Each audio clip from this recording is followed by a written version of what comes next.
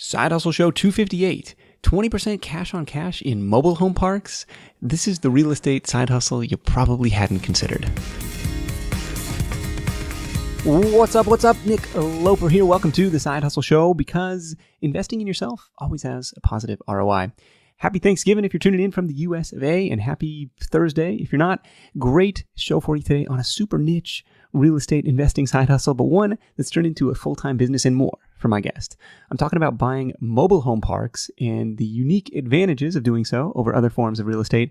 And to school me on the subject is Jefferson Lilly from ParkStreetPartners.com. This all started as a side hustle for Jefferson, but now he and his firm own and manage dozens of mobile home parks coast to coast worth over $50 million. It's crazy stuff.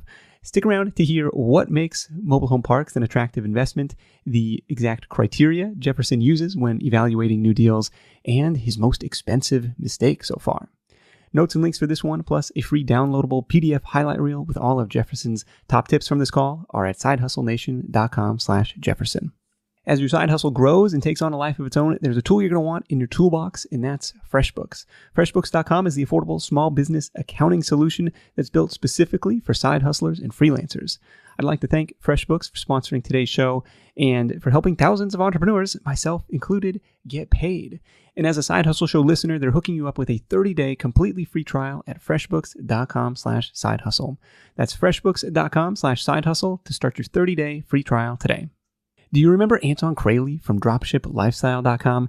He was a guest back on episode 189 of the show, which is actually one of the top 10 most popular episodes of all time. Well, today, Anton and Dropship Lifestyle are back as sponsors of the show. Over the last decade, Anton has built dozens of profitable e-commerce businesses and helped thousands more do the same. And he wants you to be next. To jumpstart your side hustle pursuits, visit dropshiplifestyle.com/hustle to start Anton's completely free 10-day dropshipping mini course. That's dropshiplifestyle.com/hustle to get started today for free. I'll be back with my top takeaways from this chat with Jefferson after the interview. Ready? Let's do it. But yeah, this is such a compelling niche for a couple of reasons. In no particular order, this is really the only real estate niche where supply is actually shrinking. If you invest in other niches, if you buy self-storage, if you buy into office, if you buy into single-family houses, what have you, at least when times are good, they're always building more of that stuff. Mobile home parks benefit from being the only niche of real estate that, again, is shrinking.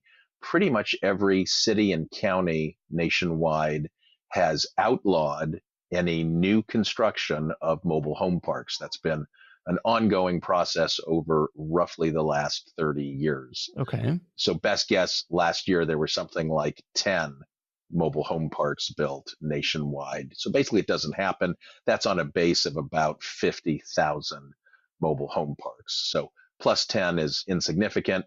And best guess is that about 500 or 1% of that total, about 500 parks were plowed under last year and became some higher and better use. Sexy apartment building, shopping mall, office, self-storage, what have you. So again, this niche actually has shrinking supply. So as your competition slowly but surely goes away, all those mobile homes with their occupants, they have to go somewhere. So they're going to infill into the remaining parks. So that kind of macro level supply and demand dynamic is a really tremendous tailwind to have. I'll mention just one other for now. Basically down at the park level, then another thing that makes this such a great business is that almost all of our tenants, more than 90%, own their own mobile home. Now, the impact of that is that first, we don't have to maintain those homes. We don't own them. All those proverbial leaky toilets and leaky roofs are not ours.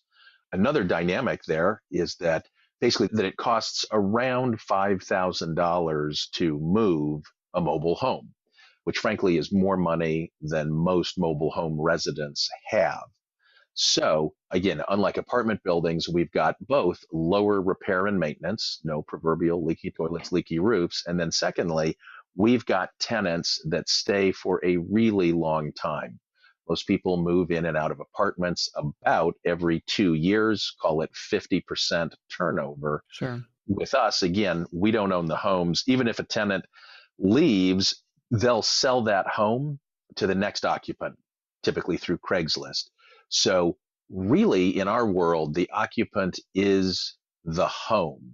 It's not the person living in it. Somebody's going to be paying rent on that house so as to not lose the house. Somebody's going to be paying rent on that house. So mobile homes have a useful life of probably 50 years. So our turnover is a lot closer to 2% than 50. We've got much more stable income, much lower turnover costs, and lower repair and maintenance. Because again, all of that is the dynamic of not owning the improvements. We just own the land, and it's not that hard to pave some roads maybe every decade or so, keep the grass cut, do some sewer unstops, sure.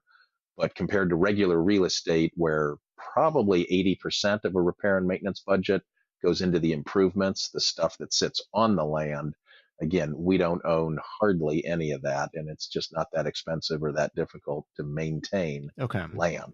Okay. So tenants own their own mobile homes, and then they pay you a fee to park them there, basically. Lot rent. Yeah, we think of this as a parking lot business. Okay. So you call it lot rent. What's a typical lot rent? Oh, let's say across our portfolio, a little over $300, 310, 315, something like that.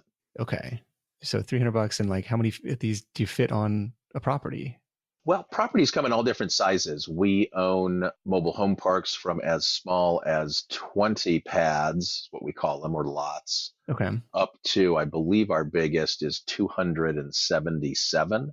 So we own a total right now with the recent spate of acquisitions. We own a total of about 2,300 pads, and I believe we're at 22 parks.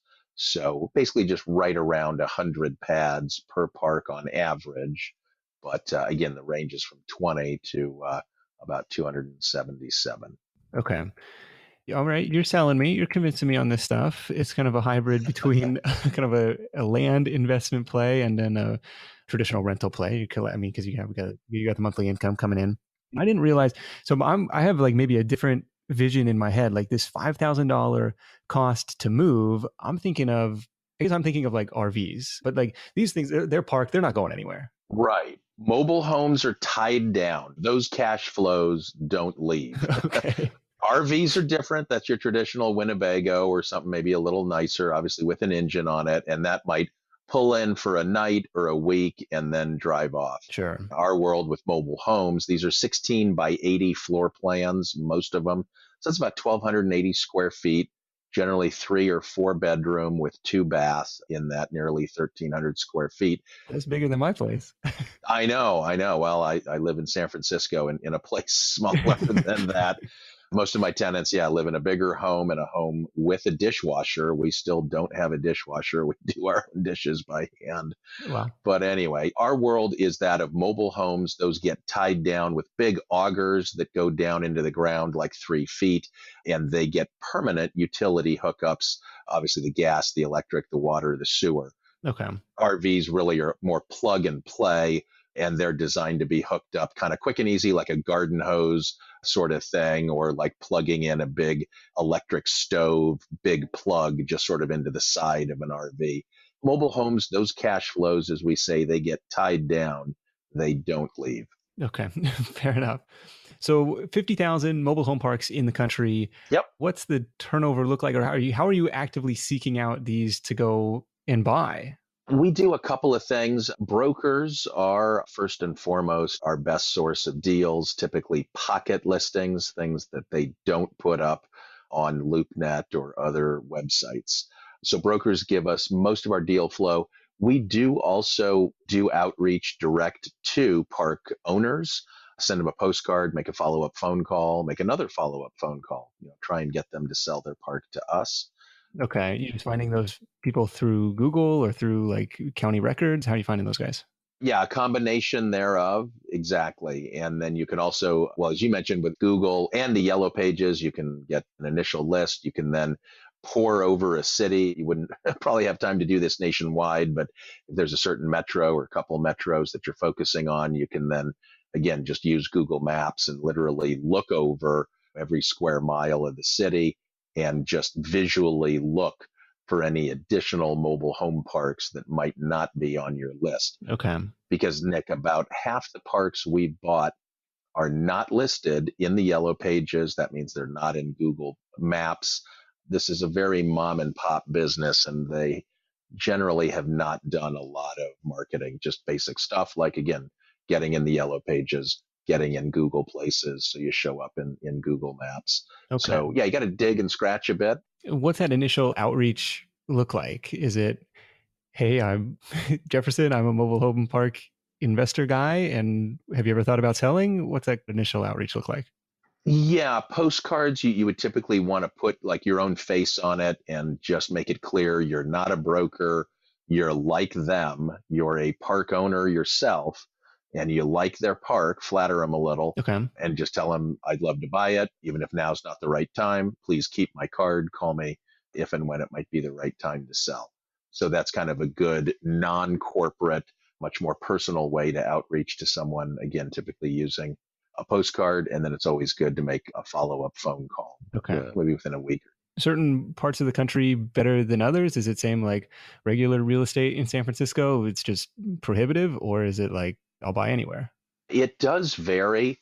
There aren't any mobile home parks in San Francisco proper where I live. Sure. Anyway, long story short, most of the remaining parks are located in less valuable real estate. Obviously, if they're closer into a major metro, they've probably long ago been redeveloped into an office tower, a shopping mall, what have you. Sure. So this is kind of a donut business, as I call it. We buy parks that ring a major city, roughly, say, figure out where the skyscrapers are, and you probably in most cities go 10 miles, maybe 15 miles in any direction from the real core of town, and that's where you find our properties. Okay. Yep. And then as far as geographies, we tend to like larger metros, say 100,000 people and up, as long as the city's of that size, and say as long as we're within 5 miles of a super Walmart, then that pretty much validates the market. We will still run test ads, but we can determine an awful lot just within 30 seconds. Just quickly pull it up, look at the size of the metro, look on Google Earth, see how far the nearest super Walmart is. If it's a decent sized metro, and again, if we're within, say, 5 miles of that sort of big box retailer, then we're almost certainly interested in running some test ads and moving forward. And if it's a park that's out in the middle of nowhere, one stoplight town or no stoplight town, no super Walmart, that we're not interested in. Just because the population isn't going to be able to support this is kind of like a dying city. Exactly. Okay. There aren't enough jobs. There isn't enough turnover. We don't need to have a booming Bay Area economy to do well. We just need to have something, ideally 100,000 folks. And as long as it's stable employment and income, then we're going to do quite well. There'll be enough natural turnover, people coming and going. We'll be able to infill any vacant pads. We often bring in even brand new mobile homes. We expand the supply of affordable housing in that town. We fill vacant pads. Again, as long as the town is at least stable, we'll do well. We'll make our numbers, and we'll be able to, as I said, expand the supply of affordable housing. It's a good win-win. Yeah. Now, you just mentioned test ads. What role does that play in the process? So once we screen out deals that don't fit and get down to the ones that do by metro size, by proximity to a super Walmart, if then the price looks reasonable, that's kind of the other screen, is the seller willing to sell at a reasonable price? Okay. So what's a reasonable price? Like, is it just a multiple of, the lot rent, or how do you say, is that a good deal or not? It does vary a bit, but let's just say if the selling price is anywhere between 70 and 90 times the monthly lot rent, that would typically be a reasonable price. It then does depend, again, on some broader issues. How strong is the economy? What's the infrastructure like for that park? For instance, we so far at least with investor funds. I've done it differently with my own capital, my own parks. But with investor funds, we've so far only bought parks that are on city water and city sewer. So the park's infrastructure does play a role there, and just how high the lot rents already are, how high they might go. There's some things that would swing that from, again, 70 to roughly 90 times monthly lot rent, but that'd be a decent range. Okay. And if it's above that, you're like, okay, this is probably not going to pencil out for me. We need to do a little more research and really see, if it's a park then with particularly low lot rents, then okay, we can bump the rents up. And maybe for something that's where the lot rents are already 30% below market, then yeah, maybe paying 90 times that still works. It varies, but that's a good rough estimate. Okay. So that's, I'm trying to do the math based on your $300 lot rent, your average 100 pads per park. So it's like that property is generating $30,000 worth of income every month. So that pencils out at a 70x multiple to a $2.1 million piece of property. And so you're going to break even, assuming zero expenses and all that stuff, like you're breaking even in, what is that, 6 or 8 years or something? I guess if you want to run through it. Do you look at that way, or like we get mortgages on the properties and okay, well let's look at that, like the kind of like the cash on cash. What would be a target return? Oh, let's just say 20% cash on cash. Really? Wow. So we buy properties, again, it varies, but we're going to throw out very rough middle of the bell curve terms here. So if you pay 70 to 90 times monthly lot rent, let's say that would equate to about a 10 cap. So for a property that might earn $200,000, you'd pay $2 million for it. And then you're going to have a mortgage. We'd put down, say, $500,000. We'd have a mortgage of what, $1.5 million that would probably eat up, call it another $100,000 a month in debt service. So 200 NOI minus 100 to the bank would leave us with 100,000 in our pocket, again, on a $500,000 down payment. So that's about 20% cash on cash.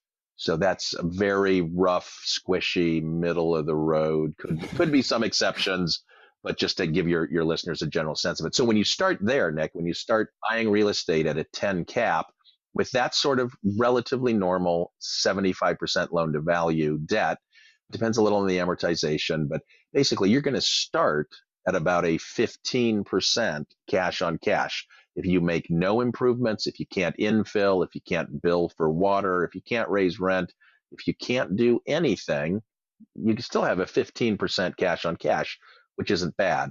We, again, do tend to infill. As I mentioned earlier, we'll bring in some homes. We'll submeter for water. That's a big thing that we do to help improve park profitability.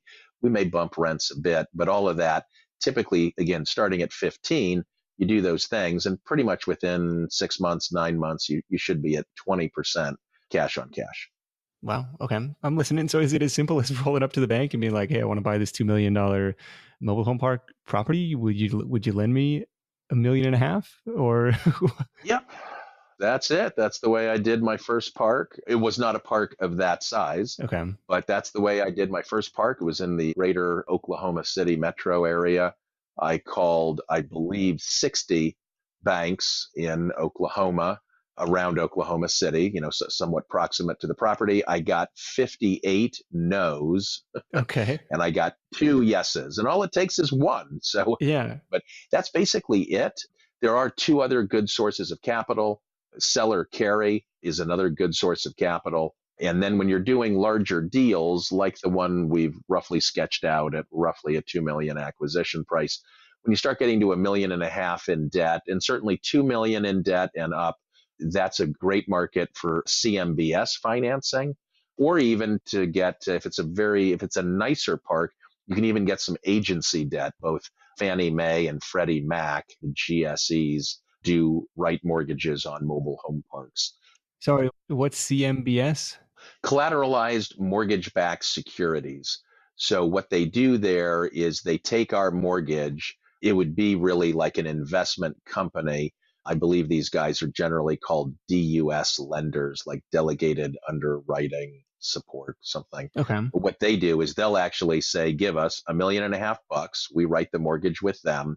they take that $1.5 million mobile home park mortgage and probably package it up with 100 or a couple $100 million worth of other mortgages, not necessarily on mobile home parks. They'll then have this big diversified pool stream of income from, yes, our little mobile home park, from a bigger office tower, from somebody's self-storage, from somebody else's shopping mall, what have you. They aggregate all these mortgages and they sell them off. Unlike dealing with a bank where there's one person that's written you your mortgage, and if you need to renegotiate, you can go to the bank. With CMBS, there is nobody on the other side of the transaction anymore. Your mortgage again gets sold off. You just have to pay your mortgage off to a lockbox, basically to a specific, say, trust company that then pays out all of those investors.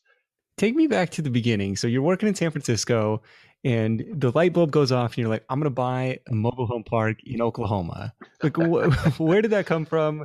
What did that look like? It didn't happen quite like that. But as I say, Nick, when I woke up from the concussion, buying a mobile home park in Oklahoma just seemed like a good idea. Yeah. But no, so I was working for most of my 30s, for about a decade, working at various different startups. A couple of them got bought, but none of them quite became Google. So I went through the dot-com boom and bust and just decided really that I was going to do value investing and not do high-tech, biotech, solar tech, silly tech investing. So I did that both in the stock market and then just started thinking, hey, I should diversify out of the stock market and buy some value real estate, and thought initially that I would buy an apartment building. So I was on LoopNet and would just filter down to multifamily properties as opposed to retail or office or any of the other categories. And I was not looking in the Bay Area. I knew I was going to have to be buying real estate in the greater Midwest to get cash flow. Okay. So I'd just be looking in, Peoria, Illinois, and there'd be 99 apartment buildings at an 8 cap, which means basically an 8% unlevered yield, like a bond yield. And then there'd be like one mobile home park at an 11 cap, yielding much more money. And I thought, that's absurd. I'm not buying a friggin' trailer park. Are you kidding? I'd delete the search and I'd do the next search in Lubbock, Texas, or Omaha, Nebraska, or Ames, Iowa. And I'd probably be embarrassed to tell you how many times I had to get hit over the head. But maybe after 5 or 10 times of seeing this quirky little asset popping up within the broader collection of multifamily properties, I finally thought, well, why don't I look into it? If they're really that much more profitable, I mean, why wouldn't I do it? Let me see if there's something really weird about them. And there isn't. But I just started looking then and just went to a seminar and read some books and put the word out to friends and family and kind of built up an unofficial advisory board of about 10 guys that were all park owners. And I just started running deals by them for about a little over a year. Okay. And they would shoot down some of the deals and they would not shoot down others. And some of the deals, they'd have one particular key question, piece of diligence for me to go after. It varied, but that kind of back and forth with experienced investors really helped me hone my thinking. And it took about 17 months, that whole process, before I closed on my first property. But again, after 17 months, then I had closed on my first park, then went on, did some consulting, then bought a second park, and then formed Park Street Partners with my partner, Brad Johnson, about 3.5 years ago. Well, typically your cap rate, your yield is like commensurate with your risk. And so it's like if it's consistently more profitable on paper, theoretically there should be riskier. Or is it just the stigma of the mobile home park? Like why do you think they were yielding better than other multifamily properties? A couple of things. Part of it, you could call it stigma. That really goes part and parcel with this also being very, very much a niche. My best guesstimate is that there are about 1,000 mobile home parks that sell every year for, let's just say, $1 million per park. Okay. So 1,000 times $1 million is $1 billion. There's about $1 billion worth of mobile home parks that change hands every year. That, although it certainly would max out my credit card, but by Wall Street standards, $1 billion is nothing. Right. They're not getting excited about that. Yeah, there are, I think, 100 billion or 200 billion worth of apartments bought and sold every year. And I think even more single family homes. It just seems that everybody is doing something else. And it's like a self reinforcing feedback loop, you know? The big investors go to their fancy country clubs and everybody's talking about which apartment fund they're in. And then they just want to invest in what their buddies are doing because they heard about it at the country club. Yeah. Nobody's talking about this niche. It's something you really have to be looking for. Just the fact that it's not on the tip of everybody's tongue and it's not what the herd is doing means that this really isn't what the smart money is chasing. And the really, really big Wall Street smart money really can't chase it, again, because it's such a small niche. But family offices, high net worth individuals, folks that might be investing 50,000 up to say maybe even 10 million, those folks generally aren't, again, talking about this with their other peers yet. Anyway, the feedback loop that tells them, oh yeah, everybody's doing mobile home park deals. I got to get in that. Yeah, not a sexy niche. So it's just a quirky, unsexy little niche. It's overlooked. All right. Well, that was a long tangent from the test ad piece at the beginning. Yeah. Sorry, Nick. Everything from me is a long tangent. No, this is got like, I'm taking notes. This is fascinating stuff. So as you're kind of penciling out this deal, you're looking at the projected returns and the lot rent and all this stuff. What were the test ads for? Okay, yeah. So the test ads really help you validate that there's demand. So this is a fairly simple ad. We'll put it on Craigslist, sometimes in newspapers. It would basically just say, like, you put the town name there. If you're buying in Tulsa, Oklahoma, maybe you put a specific place like Broken Arrow. We own a park in that suburb of Tulsa. Say, Broken Arrow, 3-bedroom mobile homes from, say, $600 a month rent or rent to own, and then you include the phone number. It's a fairly simple ad. And then again, something similar, again, both between Craigslist and a newspaper ad. And then you just count up the responses. Basically, in a week, we want to see about 20 responses. We rarely get 20. We'll either get 3 or 5, in which case we drop it, or we'll typically get 30, sometimes even 50 responses. And again, then we know there's really great demand. We will be able to bring in mobile homes and get them sold.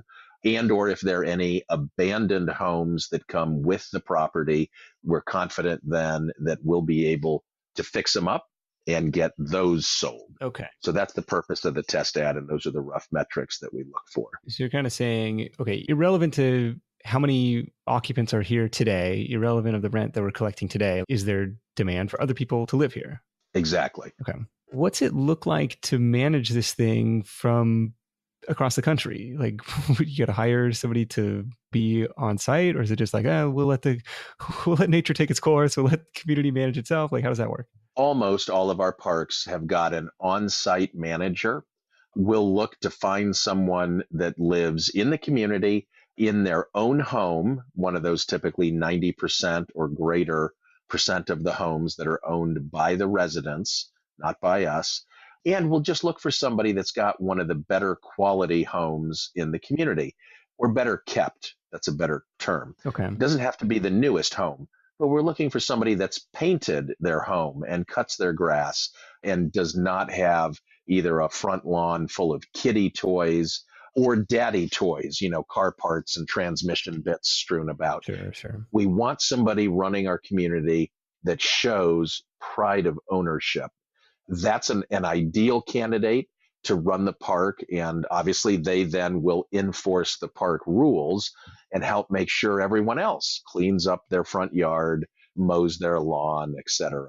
So virtually all the parks, again, have an on-site manager. That person collects all the rent and will take care of minor lower dollar, basically 3-figure expenses. That would be calling a plumber for $150 to come do a sewer unstop, call someone else for $400 to come and mow. That sort of roughly 3-figure decision making. And of course, collecting all the rents, which are also a 3-figure issue. That's what our managers deal with. We then have an asset manager that oversees those managers, make sure they're doing their jobs, And that asset manager then takes care of 4 and 5 figure decisions, really reinvestment back into the communities. For instance, when one of those homes goes abandoned, our asset manager will decide, are we going to spend $3,500 fixing up that house, or are we going to make it really nice and spend $5,000? So obviously that's a 4 figure decision. Or, hey, this park finally needs to be repaved. Is it going to be a $60,000 or $65,000 expense? That's obviously a 5 figure decision. But all 4 and 5 figure decisions are made by our asset manager. Okay. If it ever got up into 6 figures, that would come to Brad or myself. We handle 6 figure decisions, mostly 7 figure decisions, which are making then acquisitions. So we tend not to manage the parks at any lower level. We've got that delegated down to the asset manager or right down to the on-site manager. Yeah. What have you ever had any disasters or like crazy unforeseen risks? Like what's the downside to some of this stuff? The biggest problem, which I experienced with my own personal portfolio, this is not something with investor money, but my first park came with a sewage lagoon. So that's a private sewer. That sounds delightful. Yeah. It failed, even though I had in writing a letter from the Oklahoma Department of Environmental Quality that it had been constructed to code. It, in fact, was not constructed to code. And the fact that the DEQ said they had inspected it and it was built to code just didn't mean anything. Sure. I had to go and spend, it was about $500,000 to get that lagoon made right. Otherwise, my 60 some odd tenants, we would have had to have closed the park. That would have been a loss for me, obviously. And it would have meant evicting 60 some odd families. Holy crap. $500,000 unexpected expense. That'll put a kink in your numbers. Yes, it will. Now, fortunately, I bought that park. I don't think I would do it again. But the saving grace for that park is that, again, it had been mismanaged. So we put up a website. I market it better. Lot rents were at the time about 50% below market 10 years ago. The lot rents have now fully doubled, a little over doubled now over the last 10 years. And our occupancy, I bought and brought in a lot of homes. So the occupancy is about 50% higher. Okay. So 2 times 1.5 is 3. That park is grossing about 3 times as much money as it did when I bought it a decade ago. So there's a good amount of cash flow to help pay down. And I also had to borrow some from a bank, but there's a good amount of cash flow still, even after that whoopsie. But my advice for first time buyers is stick with a park on city water and city sewer so you don't have any unexpected expenses. Yeah, no kidding. I can imagine that was not a fun period of time for you. No, it was not. What about, because it's still looking at some pretty significant upfront capital to get involved with this, what about buying individual mobile homes? Has that ever crossed the radar? So one of the things that makes this such a neat niche is that the on-ramp is relatively easy and gradual. You don't have to come up with 6 figures for a down payment and buy the whole park. I know one guy who did get started just buying individual mobile homes. He fixed them up and he then put them out on rent-to-own agreements. Now, this requires that you have the right landlord partnership. I think he both got a month or 2 free lot rent while he was investing, say, a couple thousand into the homes, and was probably doing a fair amount of the labor himself. But then for low 4-figure investments, a couple $1,000, he creates for himself and for that landlord each, say, an income stream of $250 a month. So done right, you're going to get all your money back, say, in a year. Yeah, I mean, that's fantastic. Yeah, presumably the tenant keeps paying, and maybe it's a 3-year, 4-year rent-to-own agreement. And so then you've still got another couple of years of just significant payments coming in. Okay. We advise getting into the business. We advise, if at all possible, own the land. But again, you can cut your teeth buying the mobile homes and improving them. And that's the hardest part of the business. If you can do that, then buying the land will be a cakewalk. So we always, again, encourage folks, at least for the long run, not to own homes, really get to the land part as fast as you can. But even with that, there are parks out there for $100,000. Might be a 5-space park, something small, but potentially then for say 20, 30 grand down, you get a mortgage or you get seller carry. So again, you can still get in, you can still own an actual small park Yeah. for a 5-figure investment and work your way up. And if it comes with a couple of houses that need rehabbing, hey, you've already got that nailed. You rehab a couple houses, you've got higher cash flow, you can refi, pull your money out, and now go buy a second park. That's really the name of the game.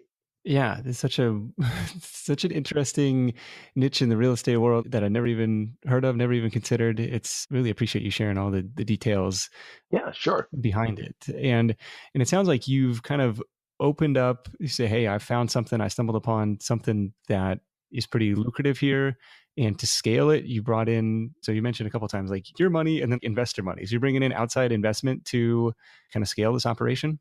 Yeah, we've raised now a total of, I believe, around $19 million. Wow. Again, we haven't yet invested all that. We're still closing on another couple of parks, but we've then borrowed roughly another 30 million from banks, from sellers, and from CMBS.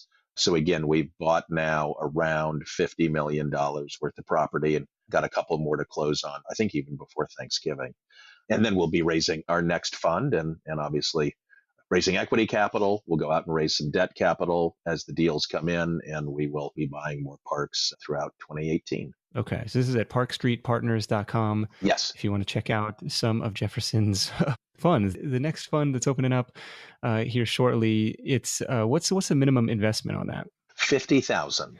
Okay, 50,000 and open to accredited investors only, yes? That's correct. Okay. And Nick, the key question you didn't ask is what's the maximum investment? What's the maximum? That's not relevant to me. The most somebody could invest would be, I think, 20 million. We'll see what we cap it at. So We'll take I it. like to think big.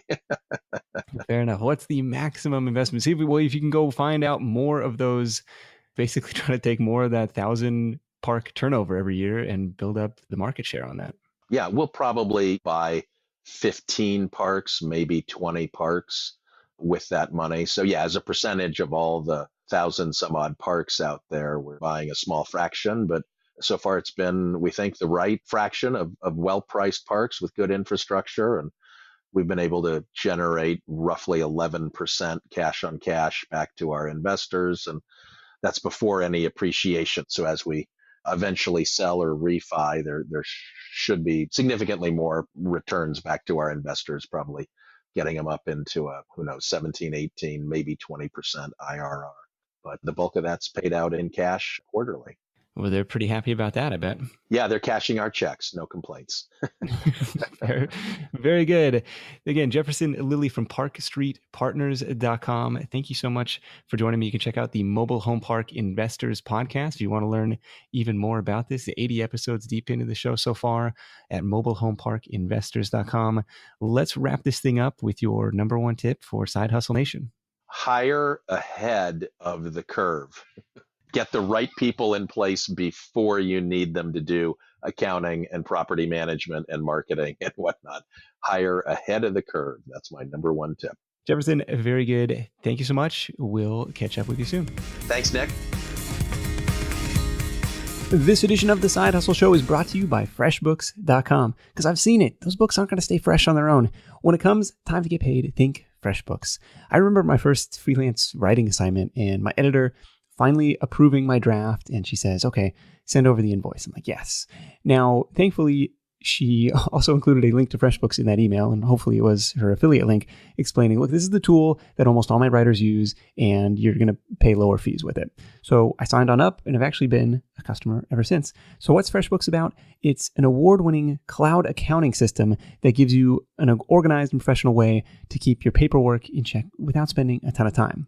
In addition to invoicing, they've got time tracking and expense management tools built right in, and the handy FreshBooks mobile app works wherever you do. See how the all-new FreshBooks can save you time dealing with your paperwork so you can go out there and spend more time making your hustle happen. Visit freshbooks.com/sidehustle to start your 30-day free trial today. That's freshbooks.com/sidehustle and enter the Side Hustle Show in the How Did You Hear About Us section. All right, my top takeaways from this chat with Jefferson. Number one, do the thing that other people don't want to do. Whether it's the mobile home stigma or just the asset class flying below the radar of institutional investors, there's something to that, doing the thing that other people don't want to do. I was kind of surprised to hear that the supply of these parks is shrinking because I think there are a few factors that could actually increase the demand in the years and maybe decades to come. The first is a crunch on the supply of affordable housing. At least in my area, that's a huge issue. And the second is the trend toward tiny houses or well thought out smaller living spaces. So who knows, maybe we see a resurgence in mobile home parks, but in the meantime, the restricted supply, I think, puts owners in a pretty strong position. But do the thing that other people don't want to do. I'm probably going to butcher the Edison quote, but people miss opportunities because they're dressed in overalls and they look like work, right? Takeaway number two is to do your due diligence. That means beyond just looking at the numbers, but actually looking at the property itself to see what kind of improvements could you make. Is this ROI pencil out even greater if we can increase the occupancy, if we can increase the cash flow? And the second part of that is to make sure you're on the city water. A $500,000 sewer lagoon fix? Not awesome. Takeaway number three, talk to other park owners. It sounds like Jefferson spent almost a year and a half kind of in research mode during which he built up a little brain trust of other investors that he could run prospective deals by. Anytime you're making a big investment, especially an out-of-state investment with other families as stakeholders, like those trusted advisors can really help give you the confidence to move forward or to say, hey, look, that's not a great deal. So be sure to hit up sidehustlenation.com/Jefferson to download the free PDF highlight reel with all of Jefferson's top tips from this episode. And you should be able to access that from the episode description in your podcast player app as well. But that's it for me. Thank you so much for tuning in. Until next time, let's go out there and make something happen. And I'll catch you in the next edition of The Side Hustle Show, where you'll meet 3 YouTubers. We're doing a little roundtable episode and learn how they've grown and monetized their video content in some pretty impressive ways. I'll see you then. Hustle on. Thanks for listening to The Side Hustle Show at www.sidehustlenation.com.